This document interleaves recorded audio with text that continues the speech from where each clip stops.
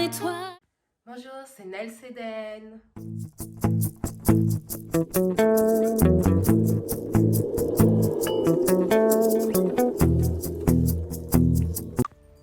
Je suis une artiste, auteure, compositrice, interprète, donc je suis assez complète, je suis 3 en 1. Et à mes heures perdues, j'ai la chance de pouvoir aussi réaliser.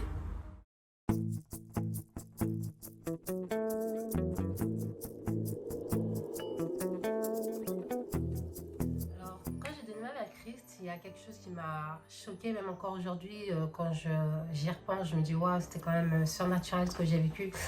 Et je venais de donner ma vie à Christ, voilà, et comme j'avais déjà raconté, c'est pas parce que j'avais donné ma vie à Christ que soudainement ma vie allait changer, quoi, dans le sens où, bah, ok, j'ai donné ma vie à Christ, mais je retourne à ma vie normale, quoi.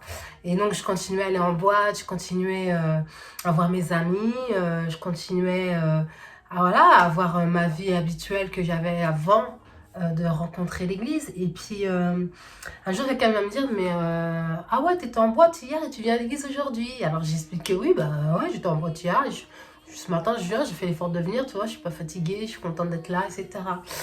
Et puis, la personne m'explique quand même que, bah non, mais il faudrait que tu arrêtes d'aller en boîte parce que c'est pas très bien. Et moi, j'étais en mode, mais pourquoi c'est pas bien, je comprends pas. Je fais rien de mal, en fait, surtout que moi, j'y vais pas pour draguer. J'y vais pas pour faire des rencontres, voilà, j'y vais vraiment pour danser, j'y vais vraiment parce que j'aime danser et que j'aime être au milieu de la piste et puis qu'il y a un tempo qui arrive et que voilà, mon corps commence à, tu vois, à danser, etc. Donc je comprenais pas trop où est-ce que la personne voulait m'emmener quand elle me disait qu'il fallait pas que j'aille en boîte et honnêtement, ce qu'elle me disait, c'est rentrer par là, ressortir par là, tu vois.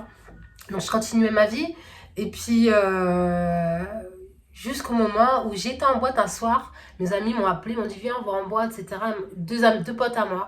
Et puis je leur dis ouais ok, y a pas de souci, je viens. Et bon, et ce soir-là, il y a un autre pote à nous qui voulait pas venir. Donc du coup, bah, on est parti sans lui. Et puis on est arrivé dans cette boîte qui était vachement connue. Où voilà, on allait très souvent le vendredi soir et tout. Et puis quand j'y vais, je sais pas, finalement, je suis pas dans le mood, tu vois, je suis pas dans l'ambiance, je suis même un peu en retrait, je suis même un petit peu mal à l'aise, mais je sais pas trop pourquoi, tu vois. Je me dis, bah, peut-être que c'est pas mon soir, finalement, j'aurais mieux fait de rester à la maison. Et puis, voilà, on rentre dans la boîte, on a notre petit coin VIP à nous, où ça faisait un espèce de petit cocon avec des fauteuils, une table, on prenait des verres, et puis il y avait tous les gens qui avaient l'habitude de nous voir dans cette boîte qui étaient présents, des danseurs, voilà, des amis à moi, des copines à moi. Et puis, je sais pas, il y a eu la musique qui a commencé, je crois que c'était du raga, je sais plus c'était quoi. Et j'ai pas aimé l'atmosphère en fait. L'atmosphère m'a dérangée. Et là je me suis dit waouh, qu'est-ce qui se passe? Pourquoi ça me dérange? Et puis vraiment, mes potes, ils étaient vraiment en plus dans l'ambiance. On avait des chorés ensemble, on avait peut-être des mouvements à faire ensemble.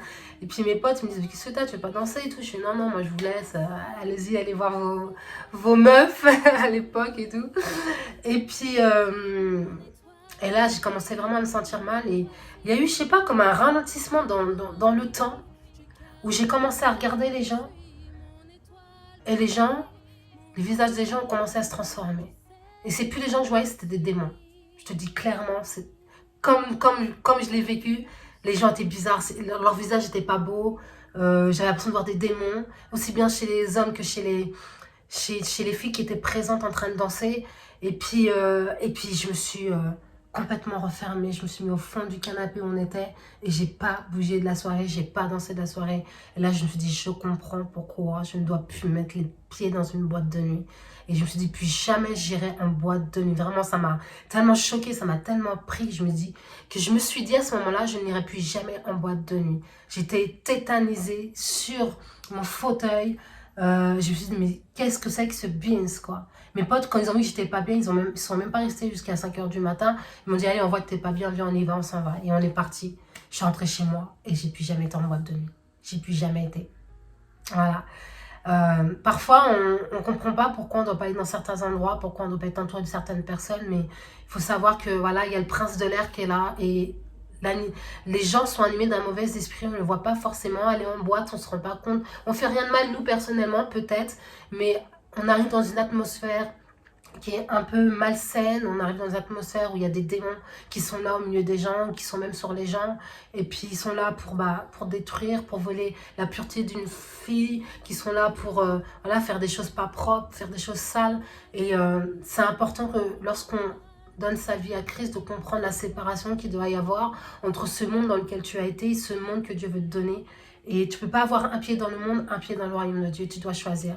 Et moi, j'ai été dans une phase où il a fallu choisir et j'ai choisi Dieu.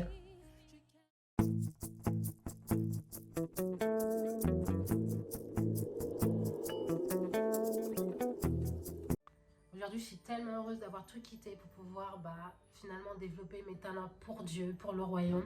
C'est vrai que j'ai tout quitté et j'ai fait un transfert de mes richesses talentueuses du monde au royaume. J'ai tout donné quand je suis arrivée à Christ et j'ai développé encore plus. Aujourd'hui, voilà, je suis capable de tout faire, de réaliser mes clips, d'écrire mes chansons, de composer, d'interpréter.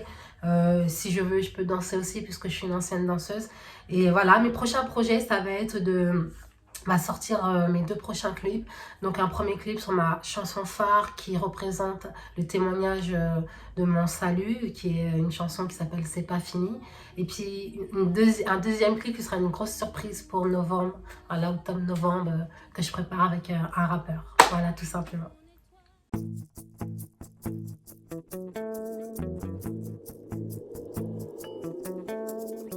Merci beaucoup à The Gospel Experience de m'avoir invité pour raconter cette histoire. Que Dieu vous bénisse.